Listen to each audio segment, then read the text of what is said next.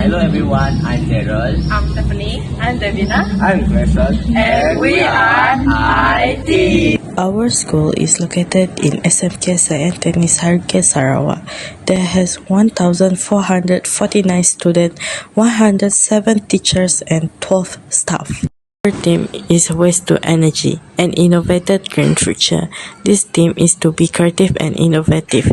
This will reduce dependence of fossil fuel and contribute to reducing carbon emissions. At our school, we noticed that during a sudden blackout, certain area like this one lack emergency lighting.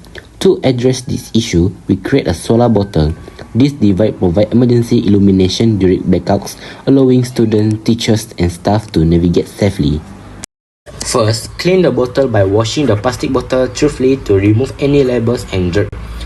Second, prepare the light mixture like fill the bottle with clean water. Then, add 2 tablespoons of bleach to prevent algae growth. And lastly, tightly seal the bottle cap.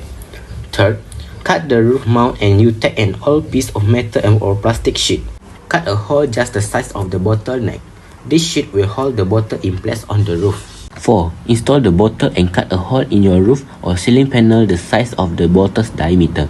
Insert the bottle halfway through the hole, half outside, half inside. Use the mounting sheet and seal the edge with silicone or waterproof glue to prevent leaks. 5. During the day, sunlight hits the bottle and the water refracts the light inside the room. This produces light equivalent to a 40 to 60 watt bulb, enough to light up dark indoor spaces. The water and bleach act like a prism, diffusing sunlight in all directions.